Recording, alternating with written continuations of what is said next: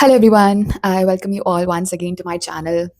Uh, AniSearch results were out yesterday and as expected I knew कि मुझे बहुत सारे comments आएंगे YouTube पे, Instagram पे भी बहुत सारे messages आए कि ma'am 10-12 questions, 15-20 questions silly mistakes में चले गए. I think I would have scored better. Maybe my luck doesn't want me to go anywhere. Maybe I did not perform that well. Maybe there were many maybes basically. And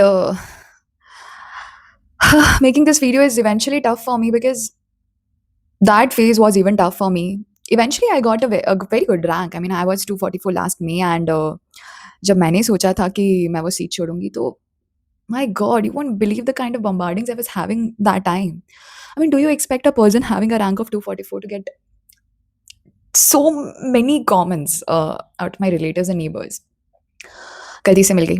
पहले तो they have a very obvious statement as to a normal GMC की लड़की अगर AIIMS crack करेगी तो it is very common out of everyone to question this कि गलती से रैंक आ गई. I mean I need to clarify this one statement to everyone कि रैंक गलती से नहीं आती है. किसी को 10,000 से 8,000 रैंक आ गई is a sure luck, but rank doesn't come गलती से. Rank come with a lot of efforts and that has to be understood to the people. And जो 10,000 8,000 ला रहे हैं वो भी बहुत मेहनत से मिलती है. I do agree with that. I am not trying to demean that, but the kind of statements that I had when I thought of giving up the seat because I felt that I deserve more than this, nobody would ever believe कि कितने comments मैंने झेले हैं. गलती से आ गया. And when I said कि seat छोड़ना है, सीट छोड़ के बहुत बड़ी गलती करोगे. And this statements were so hard on me. Like I knew it कि अगर मेरा रैंक 200 से 500 भी गया नीट में या नेक्स्ट नवंबर आना if I was appearing, I was not sure कि नवंबर आना मैं दूंगी या नहीं, because my morale was so badly down कि यार मैं एग्जाम में जाके परफॉर्म ही नहीं कर पा रही हूँ. When I was giving my marriage GTs, when I was giving the other platform GTs, when I was sitting at home doing everything, that time I was capable of getting under 50 and examination, I don't know what happened. And that shook my confidence so bad. And eventually the people around me who said ki it is very impossible for a normal GMC to enter into aims like institutes. इतना ज़्यादा पेला गया है मुझे. I mean, each and every one, like my relatives were so angry on me. I mean, sometimes feel they were concerned कि AIIMS की seat छोड़ रहे हो बहुत बड़ी बात है. Being a pioneer doctor becomes really difficult for you. It becomes really hard for you to accept such things coming from the very first doctor of your family. But very bad decision. Eventually, a relative, a neighbor of my parents, they said कि ऐसा मौका हर किसी को नहीं मिलता. It's a golden opportunity. बहुत कम लोग होते हैं जो इतने लकी होते हैं. I don't know why this luck factor comes out so much for me. It's so irrelevant to me. I don't know why. And they just said कि इतना लकी नहीं होते हैं लोग, गोल्डन अपॉर्च्युनिटीज़ लोगों को नहीं मिलता है, आपने सीट छोड़ के बहुत बड़ी गलती की है, उसमें अक्ल नहीं थी, आप में तो होनी चाहिए थी. And these were the statements that were told to my parents and the very next day when I thought of giving up the seat, my parents were like कि बेटा क्या हम सही कर रहे हैं? बिकॉज़ ऑब्वियस सी बात है, they wanted the best for me and they felt like हमारे पास सीट है, ऑप्शन है, हम ले सकते हैं. And you are trying to give up the seat, you have the chance to secure it and not entering this rat race again. Endless comments. I can't even express this feeling कि वो जो 2 महीने from INICET to NEET PG थे was so difficult for me because I wanted myself to score under 100 rank, because I wanted to shut every other person who doubted my capabilities without knowing me. And this was the thing when I had a rank. So I can understand कि जब तुम्हारे पास rank नहीं है and people would be spilling. I mean, why other people are so much concerned about कि तुम्हारी life में, तुम्हारे results में, तुम्हारा जो आगे का फ्यूचर प्रेफरेंस है वो क्या रहेगा. एंड आई नो जो रिलेटिव्स होंगे, जो नेबर्स होते हैं, they would be so harsh on you. तुम्हारे मुंह पे बोलेंगे कोई बात नहीं बेटा, है तुम्हारे पीठ पीछे यही लोग होंगे जो बोल रहे होंगे कि पढ़ाई नहीं करता था, घूमता रहता था या घूमती रहती थी, ये फलाना ढिमकाना. They don't know the story behind you and that is what you have to take it as a push. तुम्हारे अंदर आग लगनी चाहिए ये सब सुन के. तुम्हें पता है जब मुझे ये सब बोला जाता था ना, एक भयंकर आग लगती थी. I could not sleep for the next 2 months and that wasn't hampering my quality of the efforts I was putting on. I was like literally mad for those 2 months कि भाई prove करना है that every other person who thinks that I'm not capable of doing MD from this country of India जहाँ पे brilliance is a matter of so much, it's so much common. This country has so much brilliance that very few other countries can compete with. And I want this fire to be induced into you as well. When you see these comments to me in my Instagram, in my YouTube handles, and I just wanted to make you believe that it's never too late to start. जब एक 12th fail IPS officer बन सकता है, do you think that he did not have the capability of being it? Do you think he was lucky? Come on यार, मतलब कोई 12th fail की अगर 200-300 रैंक आ रही है, is getting all India rank under 50, I had many stories, I mean UPSC में it's very common. Do you think he was not capable of? I don't think so man. ऐसा नहीं होता भाई। Rank is a very difficult thing. Eventually getting under 10,000, getting under 5,000, getting MD seat is very tough. You don't get it out of sheer luck. Luck तभी चलता है जब तुमने बहुत मेहनत करी हो। मेरा अगर एक क्वेश्चन ज़्यादा सही हो रहा है out of luck and from 100 I get into 50 rank, that is not luck भाई। That is the amount of hard work that was put upon, that is just a topping that was given in context to the amount of hard work that you put onto it. And just never question your capabilities. You don't know your capabilities. It's just तुम्हारा जो last attempt होगा ना तुम्हारी life का, that is going to decide everything. जब मेरे NEET में 25 rank I, everyone was shut down. Nobody can question कि भाई that was sheer luck. Oh come on, you don't have a sheer luck at the very second time. The third time when I performed, I got 16. Everything was done. मतलब उस दिन से ना मेरी life was like कि what I say is the thing that is going to happen. I decide my future. I decide when I have to give up. I decide what I want. I decide what I want in terms of branch, in terms of college, in terms of everything in my life. And my parents were so damn proud of me that yes, the statements that you said, you proved it. And this is something that I wanted to tell to you before I start this video. Ki it is never too late to start. And if you feel कि तुम्हारी INI did not go well, जैसा तुम चाहते थे, then make sure that every day, 3 महीने हैं, 90 days हैं, counts. मतलब तुम्हारे अंदर से ना ऐसी जान निकल जानी चाहिए कि भाई अब नहीं पढ़ा जाएगा मुझसे, this is the most capability I have, इससे ज़्यादा मैं नहीं कर सकता। एवरी डे तुम्हारे अंदर से आवाज़ निकलनी चाहिए। इतना खुद को झोंक दो that nobody in the entire world can question your capabilities. And I trust you all. अगर मेहनत करी है तो आना ही चाहिए, and I want you all to get the seat this year itself. And many of you eventually asked me as well कि ma'am November INI के लिए प्रिपेयर करना चाहिए नहीं चाहिए, तो but before that I feel कि NEET PG is around the corner. तुम्हारे पास NEET PG as a backup होना चाहिए, इन द सेंस कि तुम अभी नीट पीजी के लिए इतना झोंको कि तुम्हारे पास बहुत अच्छी रैंक होनी चाहिए, सो दैट तुम्हारे लिए एक सीट रिजर्व हो जाए। बिकॉज उसके बाद नवंबर INI देना बहुत आसान हो जाएगा। Even if you don't perform, you don't have the pressure, तुम जो गेस करोगे ना INI के अटेम्प्ट में, उसकी एक्यूरेसी समहाउ बढ़ जाती है when you already have a seat as a backup. And I have seen this happening with many of the toppers. It's not just me doing it, it has happened with everyone who had this process going on. Right, so I want you कि तुम NEET PG पे पहले ध्यान दो। नवंबर INI का अल definitely हम बाद में सोचेंगे, बट अभी your target is NEET PG. तुम्हारी रैंक उसमें बहुत अच्छी आनी चाहिए ताकि तुम्हारी उसमें सीट एक रिजर्व हो जाए। तुम्हारे जो सराउंडिंग के पीपल हैं वो शांति से बैठ जाए कि हाँ इसका तो होने वाला है, उनको शांत करो पहले। तुम्हारी जो दिमाग का मेंटल स्टेबिलिटी है ना, ये यही लोग हिलाते हैं। ठीक है, इनको हमारी ज़िंदगी से कोई लेना देना नहीं है, बट इनको हमारी रैंक, हमारे रिजल्ट से पूरा लेना देना है। इनके घर में भले कितने भी कलेश हो, तुम्हारी ज़िंदगी में कलेश आना चाहिए इनकी वजह से। So let's get to the main part, the 3-month strategy for NEET PG. सबसे पहली चीज जो हम INI से नीट पीजी में शिफ्ट देखते हैं, that is the preference given to the subjects. जैसे INI इज मोर अबाउट कि फर्स्ट सेकंड ईयर सब्जेक्ट करो and you are done with it. अगर फर्स्ट सेकंड ईयर तुम्हारा बहुत स्ट्रॉन्ग है, तुम्हारे INI में बहुत अच्छे आएंगे। बट नीट पीजी में ऐसा नहीं होता। NEET PG is more about the third and the fourth year subjects, final year subjects को बहुत प्रेफरेंस मिलती है। बट इवेंचुअली अगर तुम लास्ट ईयर का पेपर देखोगे एंड हमारा जो पेपर था उससे पहले का पेपर, लाइक 2024 का भी पेपर, तो भाई एनाटॉमी के क्वेश्चंस उन्होंने बहुत अच्छे पूछ रखे थे। इवेंचुअली मेरे पेपर में भी I was feeling like am I giving INI CET, because anat के questions were too good. Like image based questions दे रहे हैं तुम्हें, नर्व ट्रंक को इमेज बेस में आइडेंटिफाई करना है, फिर न्यूरल कॉलम्स में उनको फिट करना है। These are really good question because they quite integrated. Bio में भी आई फील कि जो म्यूकोपॉलीसिक्रिडोसिस या स्पिंगोलिपिडोसिस थी, आई डोंट रिमेंबर एग्जैक्टली, उसमें पूछ दिया था कि क्या अक्यूमुलेट होने वाला है। So they getting into the first second year chaps as well, but हमें हमेशा क्या याद रखना है कि वो मेजरली क्या पूछते हैं। तो नाउ योर प्रेफरेंस शिफ्ट जो होता है वो थर्ड फोर्थ ईयर की तरफ से होता है। और ये चीज़ मैंने पहले भी तुम्हें कही थी कि INI देने का एक ये फायदा रहेगा कि तुम्हारे INI के वक्त ध्यान फर्स्ट सेकंड ईयर पे होता है, तो वो तुम्हारा एक बेसिक स्ट्रेंथ ऑफ सोर्स हो जाता है। एंड अब जब तुम नीट पीजी के प्रिपरेशन में आओगे 3 महीने के लिए, तो तुम्हें थर्ड एंड फोर्थ ईयर पे ज्यादा ध्यान देना है, because these are going to consider the 60-70% weightage. Right, so this is the first thing, the major transition shift जो तुम्हें अभी करना है कि तुम्हारा जो सब्जेक्ट प्रेफरेंस है वो तुम्हें यहाँ पे लेके आना है। दूसरा, मैं INI में हमेशा तुम्हें कहती थी कि मेडिसिन इज नॉट इंपॉर्टेंट, तुम फर्स्ट सेकंड ईयर सब्जेक्ट्स के थ्रू मेडिसिन को आराम से क्रैक कर लोगे।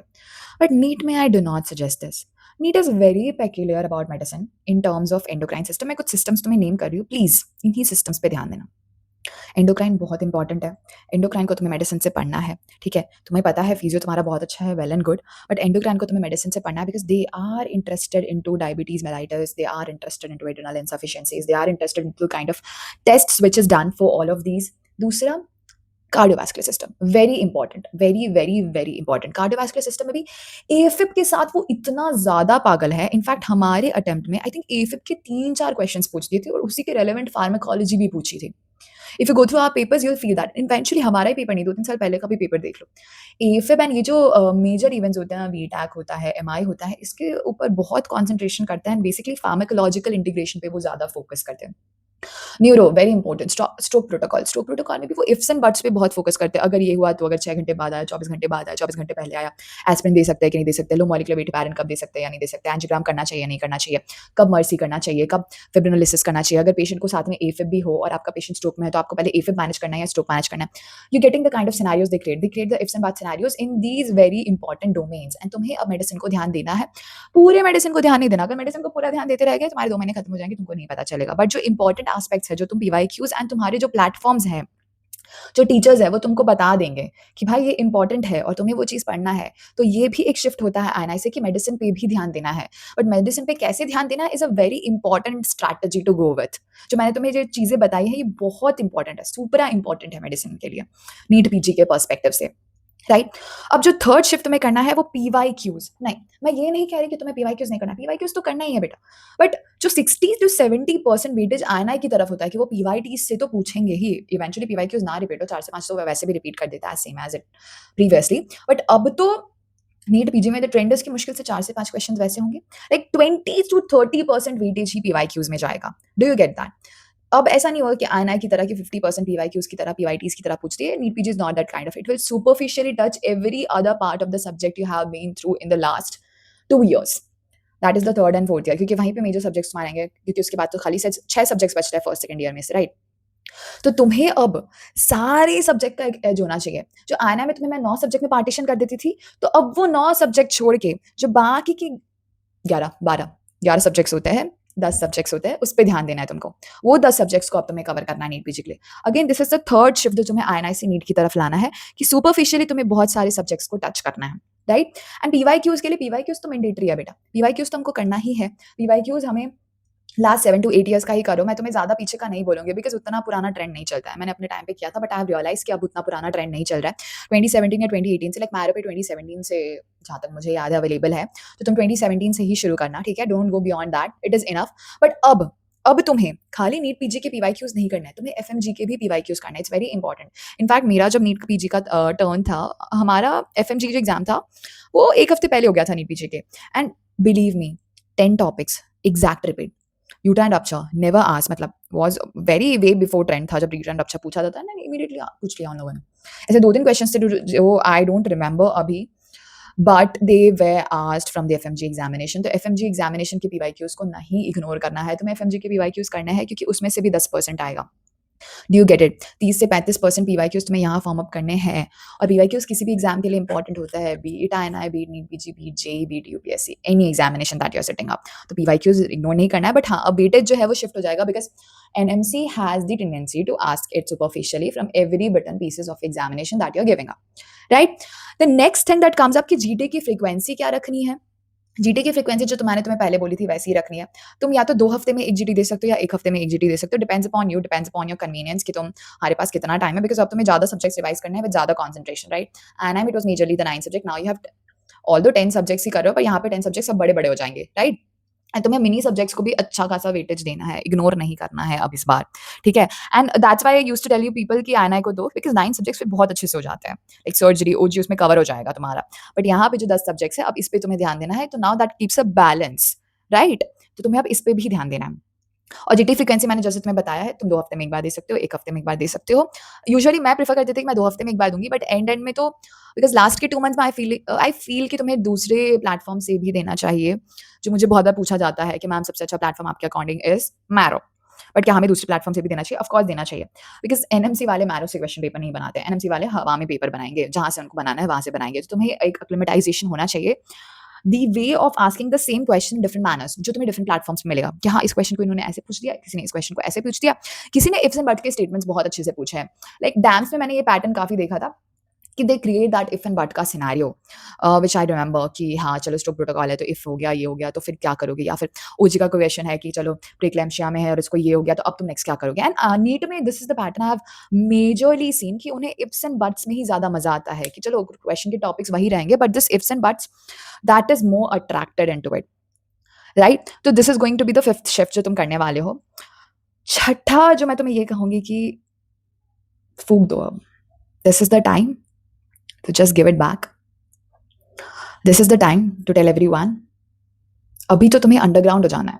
तुम्हें कोई इंसान के अगल बगल दिखने भी नहीं चाहिए, लोगों को लगना चाहिए कि तुम डिप्रेशन में हो, तो तुम्हें ही पता होना चाहिए तुम अपने सबसे बेस्ट कम बैक की तैयारी कर रहे हो। बिकॉज अगर तुमने इसके लिए अच्छे से तैयारी कर ली तो जो नवंबर का अटेम्प्ट है वो बहुत आसान हो जाएगा, क्योंकि अगस्त एंड में तुम्हारी एग्जाम खत्म होगी, तुम्हें बस सितंबर अक्टूबर 2 महीने घिसना होगा, and that is up to you, तुम्हारे ऊपर है। बहुत सारे बच्चे एग्जॉस्ट हो जाते हैं। I don't push anyone for नवंबर आना अटेम्प्ट, ऑल्दो आई से कि नवंबर आना ही देना चाहिए, अगर तुम केपेबल हो तो तुम्हें एम्स में ही आना चाहिए। But even if you feel कि अब तुम एग्जॉस्ट हो गए हो एंड यू डोंट हैव, तो तुम्हें नवंबर आईएनआई की प्रिपरेशन की जरूरत नहीं है। बट अगर तुम अभी अच्छे से ये फूक रहे हो तो November INI becomes easy for you, right. And I don't remember अभी कुछ extra added thing to be added up, तो just comment it down, anything if I have left, and I'll be glad to help you. And please, the ending statement that I want to say, that I believe in you if nobody believes in you.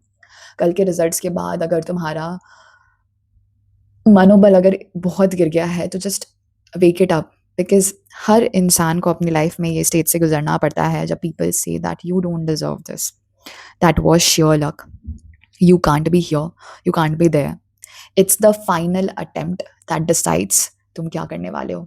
तुमने last 15 16 20 साल कुछ भी नहीं किया है, but आखिरी attempt में जब तुम अपना बेस्ट देके जाओगे ना, लोगों को सिर्फ वही याद आएगा कि oh my God, when people ask about me now ना, दे ऐसे ऑल्टरनेटिवली ऐसे ऑटोमेटिकली एडेड स्टेटमेंट होता है कि आपकी बेटी तो बहुत अच्छी है, आपकी बेटी तो ब्रिलियंट है, X Y Z, that wasn't ever before, but now it's a common statement. तो फिर उसके बाद तुम्हें कुछ करना भी नहीं है, ऑटोमेटिकली पीपल की dialect, the people around you, that will automatically change. Don't worry about them. That's a very changing nature का है, entropy है उसकी भी, वो अपने आप बदलती रहती है, right? So all the very best. Let's give a kick start. इसलिए मैंने तुम्हें पहले कहा था कि just take a break of 7 days because you need it. Now it's time कि हम वापस से पढ़ने बैठ जाए, and do let me know अगर तुम्हें किसी भी सब्जेक्ट में प्रॉब्लम हो रहा है. I can help you with the source, with the जगह जहाँ से मैंने उस चीज़ को सिंप्लीफाई करने की कोशिश की थी। And please do pay attention to what I said, जो भी चेंजेस मैंने तुम्हें करने को करा है। एंड प्लीज़, अभी एग्जॉशन बहुत कॉमन दिखेगा तुमको, क्योंकि 3 महीने तुम्हें और कंटिन्यू करना है। तुमने आईएनआई में ऑलरेडी अपना दिमाग खत्म कर दिया होगा, एंड ये 3 महीने, and this is the time, this is the major change game. लोग बहुत गिव अप करते हैं, आराम से बैठ जाते हैं कि 3 महीने अभी तो नीट में। This is the time, every day make it count, make sure it gets counted, because this is the one जो तुम्हें उस दिन याद रहेगा कि यार मेहनत तो मैंने जबरदस्त करी थी, and I deserve this, and this result today is a reflection of what I had given up before. Yeah, so take care, goodbye, and just believe in yourself. You'll do it. I know that.